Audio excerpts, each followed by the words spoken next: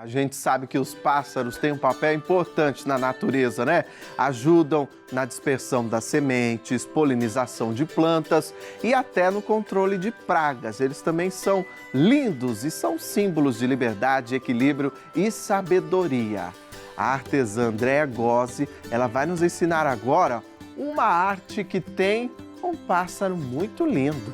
É uma pintura maravilhosa. Seja bem-vinda de volta aqui, viu, Andréa? Pelo convite, Rogério, estou muito contente. A gente que fica. E eu espero que isso que eu vou mostrar ajude de alguma forma as pessoas, porque não é só estar aqui na TV, né? Na verdade, é um material que vai ficar gravado no YouTube, vai servir de pesquisa, de busca para as pessoas. Verdade. Então, assim, eu estou passando a minha experiência, as minhas tentativas, erros, tentativas e acertos, né, com as tintas, para mostrar a técnica sobre a madeira. Que hoje nós vamos aprender como pode fazer uma pintura sobre a madeira, não é? Exatamente. Técnicas e segredos. Exatamente. Porque o que mais me perguntam, Rogério, né? Aqui o trabalho... São tantas espécies lindas de pássaros, não? São. Esse aqui em específico é uma madeira de seringueira de poda, que veio lá de Minas Gerais. Então, não é só fazer um trabalho, assim, de uma pintura sobre uma madeira. É uma divulgação científica, né? Eu quero que as pessoas, elas conheçam as espécies. Então, aqui é um tietê-sangue, tem o nome científico, eu falo sobre a espécie e eu coloco o site de pesquisa. Para que isso aconteça, para que eu consiga mostrar com uma fidelidade, eu tenho que fazer uma pintura o mais próximo do real. Lógico, quem estiver em casa e quiser fazer esse trabalho, é um começo. Então, eu vou dar uma dica inicial, né? Eu tenho um tempo de pintura e acho que muitas pessoas que estão assistindo a gente já pintam há muito tempo também. Então, é despertar. Você fala, uma inspiração. Início, né? O início. É o início, tá? Então, como que eu chego nesse resultado? Porque, claro, há quantos anos já você pinta? Eu comecei com 7 anos. Olha aí. Tô com 53. Não precisava ter revelado. Imagina, é tão bom. Eu ia falar que só tem 20 anos. Pronto. É tão bom. Então, qual é o primeiro passo? Certo. Escolher a espécie que você quer representar, né? No caso, eu tenho esse livro. É um dos livros que eu tenho de pesquisa, também tem na internet. Se a pessoa não tem a habilidade com desenho, pode puxar o desenho num vegetal e faz o famoso carboninho, né? Passa aqui o lápis e tal.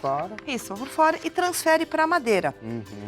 Da outra vez que eu estive aqui, eu expliquei como tratar a madeira. Isso. Então, dá uma olhadinha lá no YouTube. Isso. Pode acessar para vocês verem que essas dicas foram importantes. Exato. E a preparação da madeira... Até eu me lembro coisas que a gente tem em casa, né?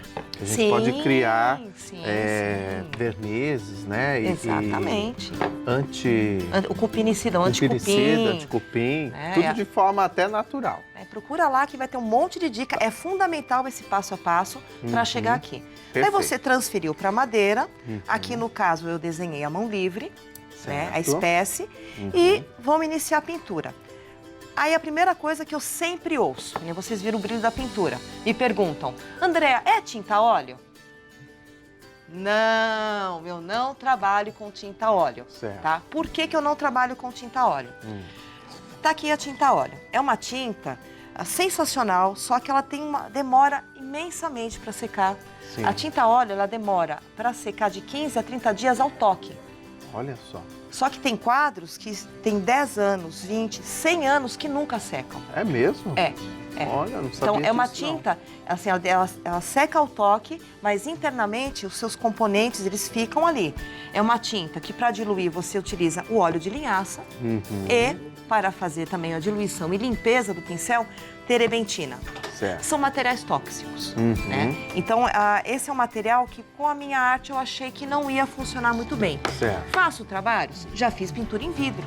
Você pode pintar em vidro. Olha que lindo. Aqui, você pinta deste lado, enverniza.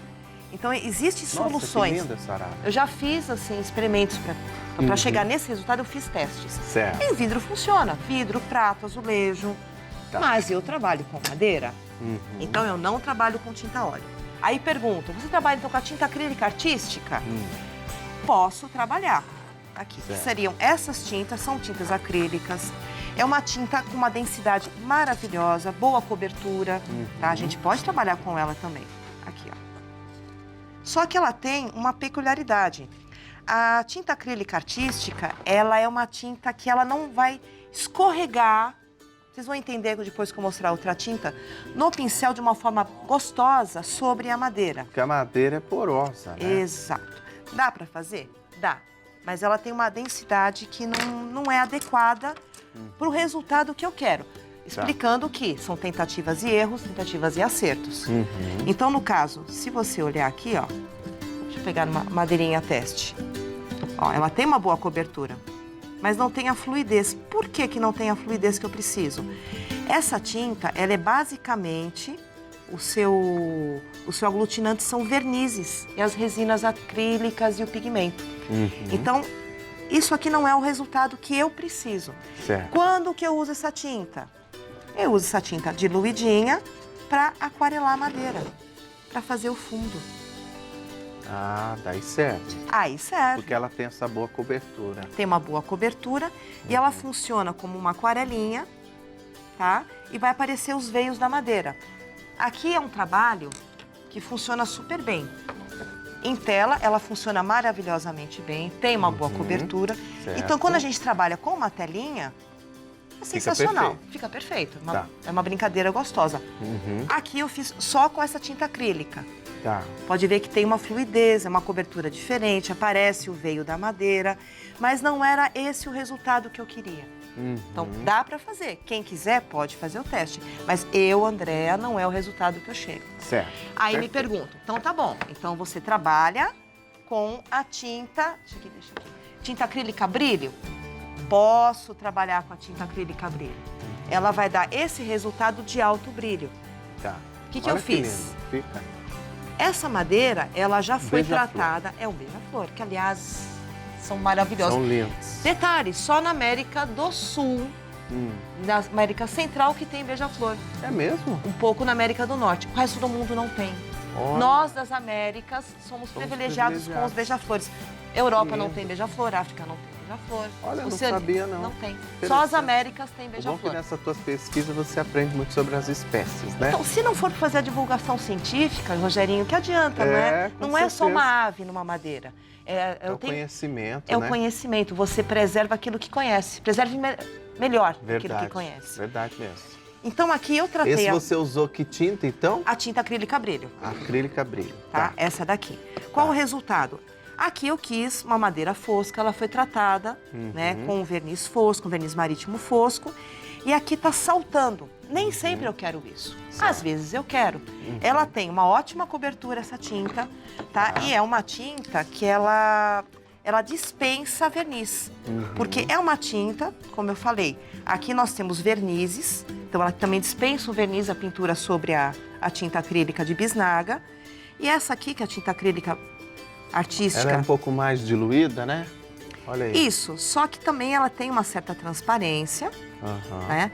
Mas tem um alto brilho. Espalha mais fácil. Espalha mais fácil. Essas tintas artísticas, ela retém, segura um pouco mais e essa aqui vai espalhar mais fácil. Mas nem sempre eu quero este resultado. Isso às vezes me incomoda.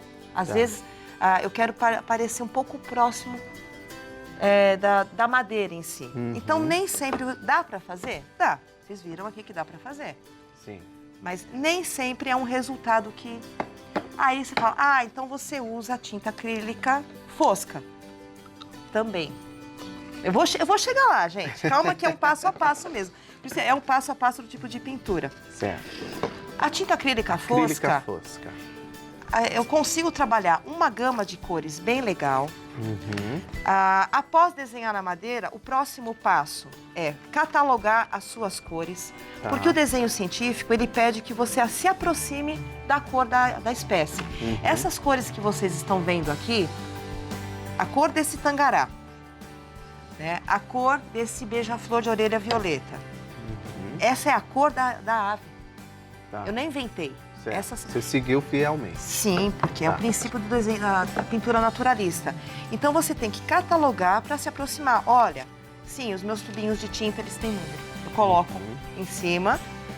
Daí a referência para você localizar. Exato. Então eu sei porque daí você vai com o catálogo, vamos dizer assim, né, com a fotografia, você vai saber identificar as cores e os tons. Exatamente. Certo. Então, um próximo passo para quem quer iniciar nesse tipo de pintura é catalogar todas as cores. Esses são os primeiros passos que nós estamos aprendendo aqui hoje. Hein? Exatamente. Tratar a madeira, catalogar as suas cores e a escolha da tinta. Tá. A tinta acrílica fosca e a tinta PVA.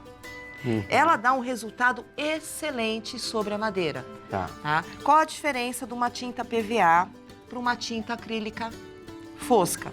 A tinta PVA, ela necessita de uma cobertura, necessita de um verniz. Né? É uma tinta que ela é reversível, você pode tirar, se você cometeu algum deslize durante a pintura, você tem como reverter esse processo. Né? Essa aqui, ela dispensa o verniz. Tá. Mas, como eu estou trabalhando sobre madeira, como essa madeira, esses passarinhos voam, eu não sei pra onde, que eles andam voando tudo quanto é canto, Rogerinho. Foi pra Turquia. Sábado agora Olha, que maravilha. Foi um tucano de bico verde, foi pra Turquia. Eles voam.